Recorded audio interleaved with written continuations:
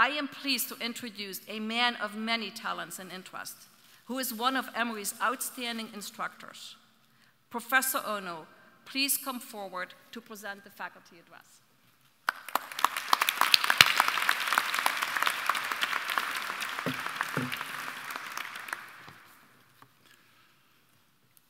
I'm actually not going to talk about math. Sorry. That's okay. So Emory class of 2018 and Emory new students, welcome. Provost Sturck, President Wagner, distinguished Emory faculty and staff, welcome. It's my heartfelt honor to open the 2014-2015 academic year, and I'm especially proud today because my daughter sits among you, which, I'll get it out now, which means that this class is particularly awesome. Wherever you are, Aspen, I'm sorry, but I love you. So seriously, Emory students, you are outstanding. I don't know how many times you've heard that over the last few days, but let me join the chorus. You are outstanding. You represent the best of the best. Your credentials, let's see. The outstanding grades, superb test scores, all the rigorous coursework, the stunning array of athletic and musical accomplishments, your selfless service to your communities. You've achieved so very much. We are, at least I know I am, I'm absolutely humbled by your collective, breathtaking accomplishments. And I have to admit, I'm thankful that life was a whole lot simpler way back when, the 80s, when I was a high schooler. Emory 2014 for me, honestly, no way, no how. That would not have been anybody's reality. This is how much you guys have accomplished. So what is it that you've been doing to arrive at this point? Well, let's see. You spent years preparing. I get it. The late nights studying for all those AP classes, the SAT preparation, and of course the stress that accompanies the pursuit of a 4.0. Yada, yada, yada. Sorry for the nightmare. And of course, this was all coupled with the drama and the gossip. I was trying to remember what high school was like, and for me, high school meant assigned seating, asking to go to the bathroom, riding the bus. I hated riding the bus. But you know, for all of you, if this was your reality, they are all things of the past. Although it's only been a few short months, they are really now just distant memories. You've come a very long way. So the title of this lecture is What Now? This is a great time to ask this question. This is one of those privileged moments, I think, and I'm honored to be here to ask you that question, what now? It's a great question. But I'm going to skip it for now. I'm going to try a much simpler question first. You have to earn the right to ask difficult questions. So if I begin with a simpler question, it's the question I asked when I was invited to give this lecture. The question was, what is a convocation anyway? I looked it up. Got many different answers, including the act of convoking. Definitions like that don't really help very much. Well, here at Emory, convocation is a formal ceremony. I think you get that. It's this formal ceremony in which arriving freshmen and new students are welcomed to campus. And it marks a beginning, of a new academic year. By the way, I hope you all got your classes today. Classes start tomorrow. And that's 15 hours for some of you. But you know what? Your Emory experience, your Emory education is already off to a fast start, even before your Chem 141 class, or your calculus class, or the freshman seminar that you were so grateful to get. You've spent the last few days probably staying up way too late. At least I hope you've been staying up way too late, learning the lay of the land, listening to presentations, and you're probably exhausted. Good. maybe you're seeking freedom about now. This is probably the end of orientation, so you'll get to breathe a sigh of relief shortly. But I have to say, what you've really been doing is that you've been hard at work, doing something really important. You've been making friends. It's important stuff. Making friends is important. What is it that you've been doing? You've been beginning to build your Emory community. It's your network of peers. Your peers will challenge you. They will support you. They'll teach you and they'll expose you to ideas which will help you form the person that you will become, professionally, socially, spiritually, in every way. So look around you. You are an awesome group. You're assembled collectively here today to embark towards the goal of becoming something truly special, all seeking individual achievements which will make the world a better place. You probably aren't thinking such things yet, but I guarantee that this class has future leaders, perhaps a Nobel laureate, maybe a US president, Pulitzer Prize winner. I hope the discoverer of new forms of green energy. That's what I hope for all of you. Perhaps there's a reality television star out there, but hopefully not one that promotes unhealthy eating challenges. We've kind of been there, and we've kind of done that. Of course, President Wagner and all of us hope that there are some future philanthropists out there. So there are definitely many future leaders, and you could be a world leader in many different ways. So returning to the question, what now? I'm going to tackle that one now. Each of you has dreams and wishes. Let's keep in mind that for many of you, perhaps most of you, maybe even almost all of you, that these dreams and wishes are bound to change. If you don't know what you want to be, that's okay. I didn't declare my intention to major in math until my junior year at the University of Chicago. Dreams and wishes, what are they? They can only represent images of what you hope your future will be. Everyone has dreams and wishes, and that's not what we're about here at Emory. Your task is to take advantage of everything that Emory has to offer you. Its resources, the faculty, your friends, your peers. Just turn these dreams and wishes into something that becomes reality. Your first task here, once you know what your dreams and wishes are, is to forge plans, which we then help you enact and turn these dreams into reality. Turning dreams into reality won't be easy. It doesn't come easily for anyone. Ask any genuine expert. What is an expert? An expert, that's someone who makes things look easy. But they'll tell you that it is anything but easy. The formula for success is simple. It's nothing but passion plus hard work. There's no other way. So if you aren't sure what to dream, that's okay. I get it. We should be dreaming all the time.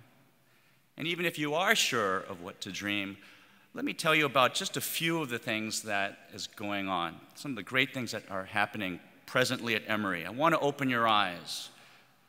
After all, many of you will ultimately pursue subjects that really aren't even on your radar now. So let me take this opportunity to tell you about some of the great things here that you might not know about. Well, the math department. No, okay, no. So let me just take this opportunity to draw from the news. What makes Emory a great university? What makes us newsworthy? Well, just from the last 12 weeks, let me quote, 2 Ebola patients cured at Emory. Emory neurologist develops new deep brain stimulation therapy to treat depression. Emory PhD alum wins Presidential Career Award from President Obama for biomedical research. 8 Emory undergraduates win Fulbright fellowships. 2 Emory humanities professors win Guggenheim fellowships. Emory neuroscientist elected to American Academy of Arts and Sciences. Emory mathematician cracks 100-year-old problem in number theory.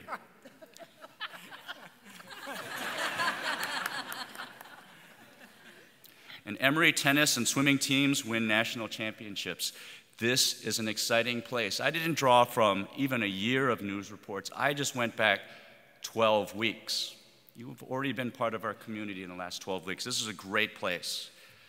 I think some of you will be involved in these activities. Probably if some of you are athletes.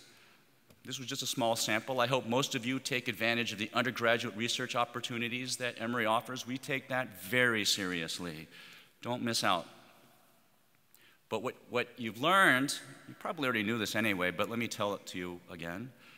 Emory is a community of scholars. We're a community of student athletes, and frankly, all around amazing people, and we are so proud to have you join us. In preparing for this talk, I figured I should give some advice. Isn't that almost like the law? If you're asked to give a convocation address, you're supposed to give advice to the incoming students. And I thought about this, and I decided that I'm not going to do that. I'm known for an unusual tradition here at Emory. In my 200-level mathematics classes, this is where students have all sorts of interests. Maybe you all don't know this, but I do this, it's true. The very last question I ask on every final exam is, what are you going to do to make the world a better place? And you know what? Almost everyone gets the 10 points, 10 out of 10. I don't think anyone has ever not gotten the full 10 out of 10. Why do I do this? Well, it makes the task of grading exams a lot more fun. It's amazing what you all will end up dreaming. And it also helps me put me in my place, right? The class that I teach you might be only one of the many dozens of classes you take at Emory, and it's all part of a much bigger picture. And so in preparing for today's lecture, I don't want to offer you advice. What I did was I contacted those same students, the same students that I asked that question of. A few weeks ago, I personally emailed all of the undergraduates I have ever taught at Emory. Opus makes this surprisingly simple. So if you don't like Opus now, you will learn to embrace it soon. And what I did is I asked for their help. I asked them to impart upon you, the new Emory students, impart upon you their wisdom. Frankly, I didn't know what to expect. After all, how many students continue to check their college email addresses 3 years after graduation? Well, I heard from over half of them. I received dozens, some that run on for pages. Some students just wanted to catch up. Some were, and many, and maybe all, were genuinely pleased to hear from a former professor, and so many just wanted to tell me about their exciting lives. And frankly, I can't tell you how many thank yous I got. That's what I didn't expect. So thanks to your more senior peers, I do have advice to offer. It's not mine, it is theirs. Some deep, some funny, but all very thoughtful. So let me start. Your peers encourage you to redefine success. The next 4 years should not primarily be about grades and GPA. Less than 1% of you will graduate with a 4.0. Instead, embrace the fact that you will be evaluated by what you achieve, by the quality of your character and your ability to work with others. I love that. That's the very first piece of advice I have to offer to you. Invest in friendships. Make the effort. Your perspectives and ideas are enhanced and shifted by the people you surround yourself with. I love this. A candle loses no light when lighting others. So build up others whenever you can. Support those close to you. In fact, you never know when the tables will turn. Here's another one. Say goodbye to privacy. Well, at least until Thanksgiving. Okay. No. Love yourself. Love yourself. I love this one. You are the most awesome person you will ever know. Even if it's for only a few minutes, maybe just once a week, find a place where you can sit still without a care or worry in the world. Love yourself. Forge relationships with your profs. They want you to succeed. Call mom and dad. They miss you already. Actually, that's mine. So don't freak out. Everyone is lost at some point. Seek. I love this one. This was from one of my favorite swimmers at Emory. Seek a wide variety of experiences. Join clubs. Easier to do now rather than later. Also, the world is a big place. Study abroad. You won't regret it. Study groups. Good idea. Study groups with party buddies. Bad idea. Partying will win every time. Speak up. You pay a lot of money to go to college. If you have questions, speak up and ask. Go to office hours. Make use of on-campus tutoring. Expect the unexpected. You might like what you thought you hated the most. Like math. Thank you, Dr. Ono. This next one is absolutely serious. Liquid laundry detergent is far superior to powder.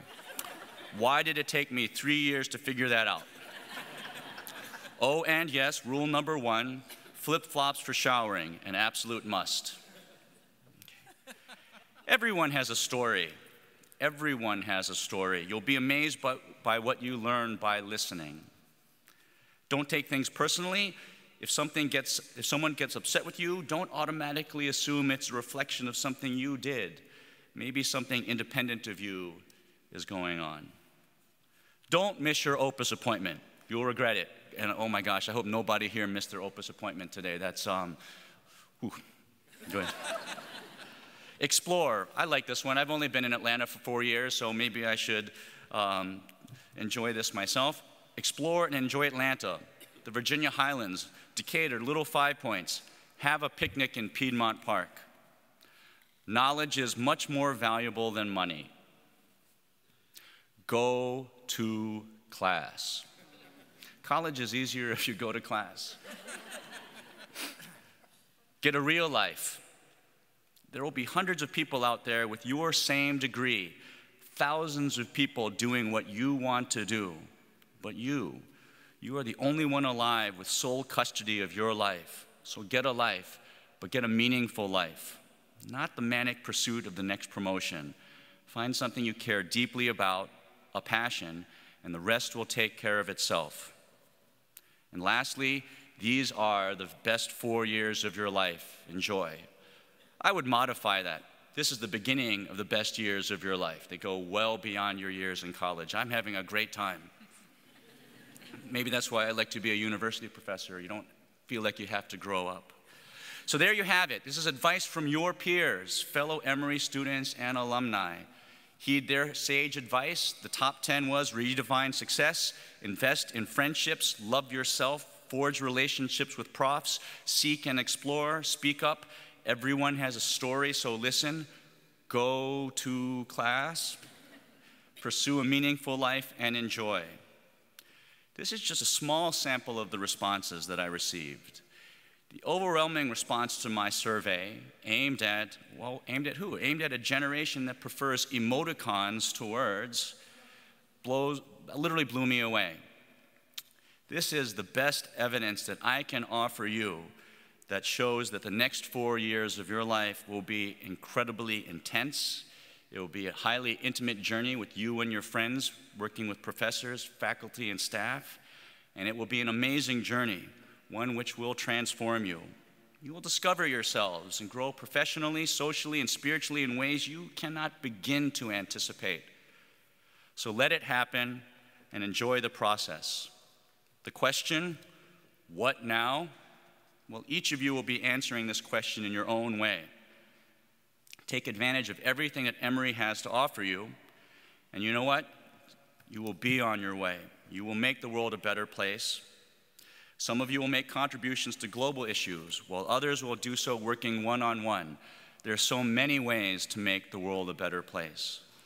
And even if this isn't your goal, it will be an unintended consequence, I promise that. So what do I leave you with today? What is my answer to the question, what now? I offer you with 3 things. First, 2 tasks. Task number 1 that I'm going to leave you with is that I want you to determine your dreams and wishes. They may vary over time, but work on establishing them.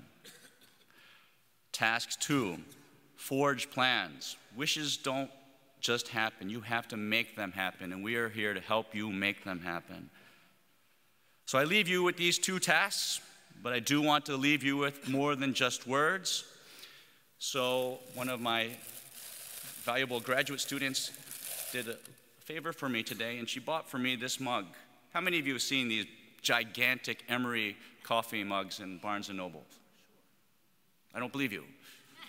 Right? Or maybe there are like 50 different kinds.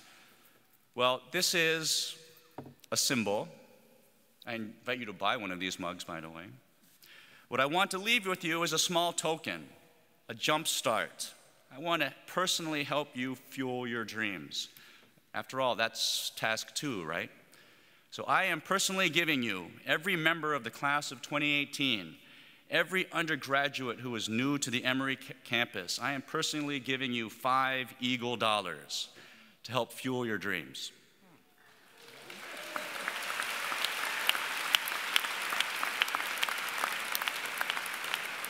When you spend them, perhaps on a mug like this, or perhaps for a macchiato with 30 or 40 different adjectives at Starbucks, remember my 2 tasks. What were they? Make dreams, 1. 2, forge plans. With what goal? With the goal of making your dreams reality. So on behalf of the faculty of Emory, I'm delighted to declare Emory open for business. Thank you very much.